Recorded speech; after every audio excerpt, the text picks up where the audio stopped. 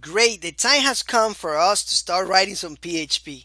All right, but before we do that, let's go to our root directory, make a shortcut, and put it on our desktop because we need to put files there all the time. And I don't want to be traveling from applications or programs, whatever in operating system you are. I don't want to be traveling a long way to find this folder.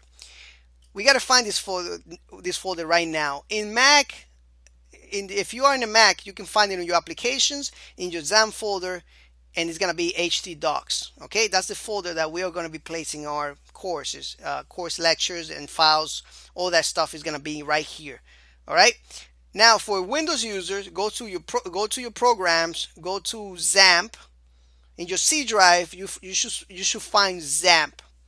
When you find XAMPP, I think it's computer, C drive, and then XAMPP, and then htdocs. Okay, I think I showed you that when we were installing XAMPP. But anyways, find that, create a shortcut. I'm gonna make an alias because that's the way you create a shortcut in Mac. You right click and create an alias.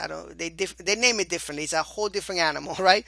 Just right click it for Windows and create a shortcut and drag it to your desktop. All right.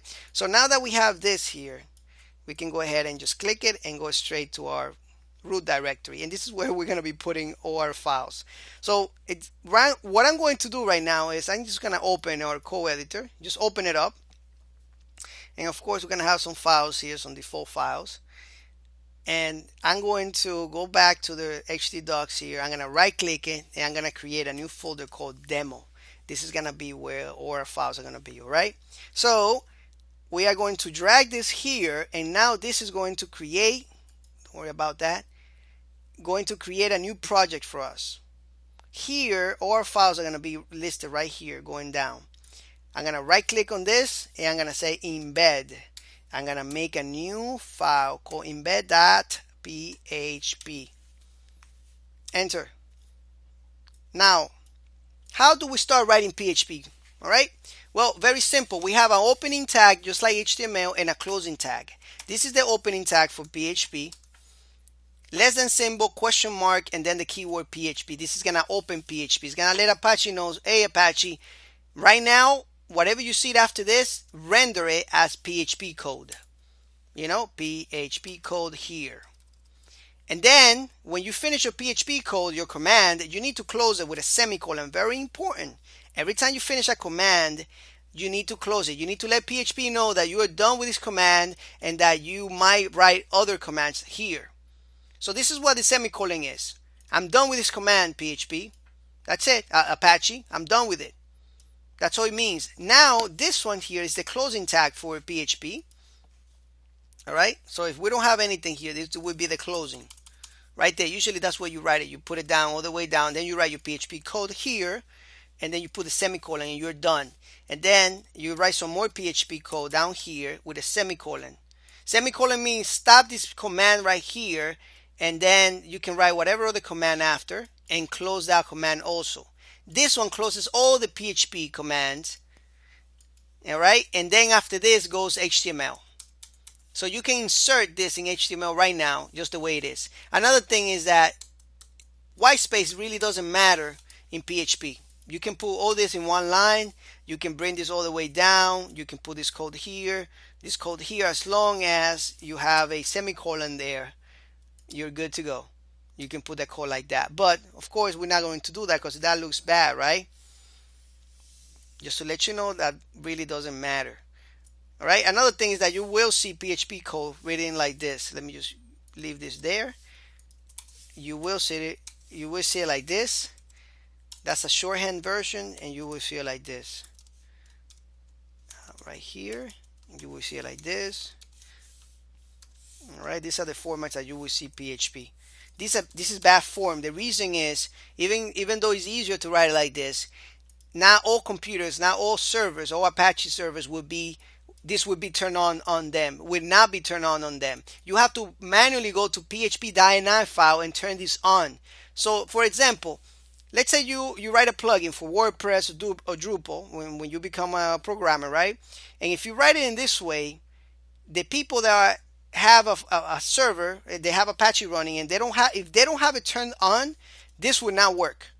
This would not work, and this would not work. All right, so your code all of a sudden does not work in many people's computers. or servers or websites or applications. It will not work. So this will work everywhere PHP is available by default. All right, and it will always work. So that's why it is bad form. All right, that's one thing there. And I wanted to also explain to you that if you have another file here, for example, example.html, and for some reason you try to put some HTML PHP coding here, it will not work. You can go ahead and try right now, but this will not display.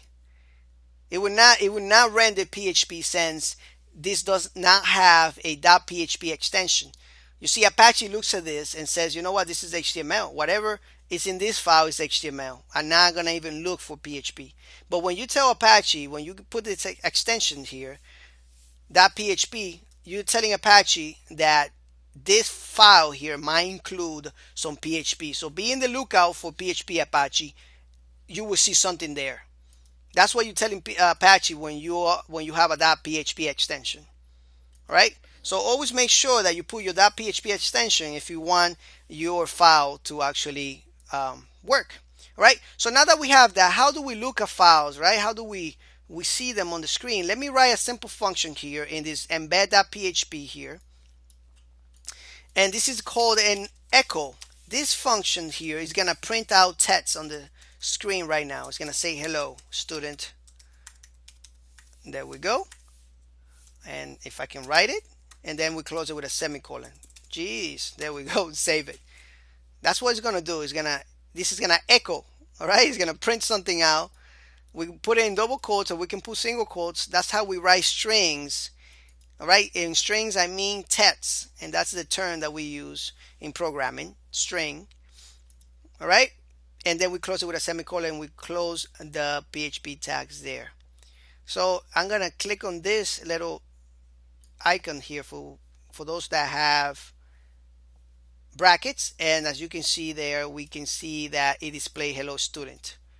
Now this might not work for some of you because I already set up mine, but I'm gonna help you set it up right now. If you click this, it might give you a window to tell you how to, to set the base of this, right? The base directory of this, and just close that box and go to File, Project Settings, and then here on File, Project Settings, then put this down. I'm sorry, put HTTP :/ localhost, and then the name of your folder where your files are going to be, and click done. And then go ahead and close whatever browser you have on. If it's not working, close it and go ahead and turn this on again. All right, turn it on again until it's working. Or if you want to go ahead and, if for some reason it's not working, just go to the localhost right here. That's going to direct you to XAMPP, right? Because it has an index there. That is what it's doing, is redirecting us back to this folder. I'm gonna take this folder off, and I'm gonna type in the folder name, and I'm gonna click enter. And as you can see here, this is the index of demo, and here we got two files, the embed.php and the example.html. I'm just gonna show you the example. There is nothing there, and we have some PHP there, but it doesn't work. Well, let's just put a function here real quick just to show you. Hello, there we go. And if I refresh, it doesn't work. Let me show you. If I right click on it, this is Google Chrome, by the way. If I right click on this and choose view page source, we can see that the PHP is there, but it's not rendering. Let's put some HTML here. I'm just gonna put a h1 tag hello.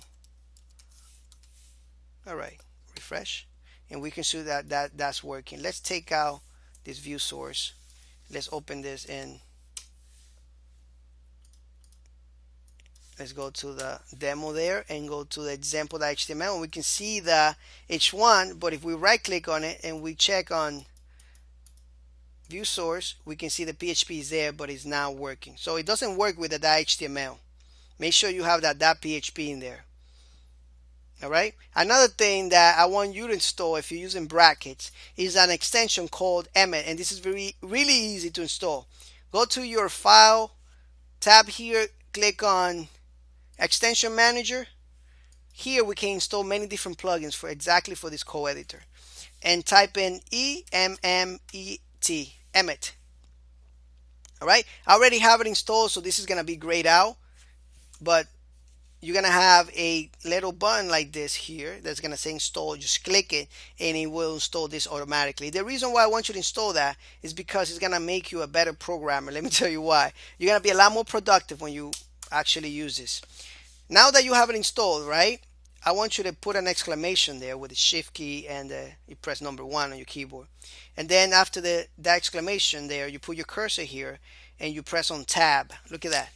We wrote all this code just by doing that, and we can do many different things with it. So that's one of the reasons I want you to do that. So let's say, for example, I have something here, a class with a day with a class of demo, and then I want to put a UL there, and let me just show you the power of this.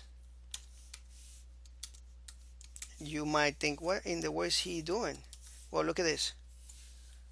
All right, this is the type of things that we will do. Now, I won't do this all the time, and if I do, for those of you that don't have this code editor, I will wait for you. All right, so I will wait for you to write this, and I will go slowly. So don't worry about me writing code too fast. I just want my students that downloaded brackets to know that this is available to them if they want to. All right, anyway, thank you so much for watching this video here. Let's go to the next lecture. I want to show you some more PHP.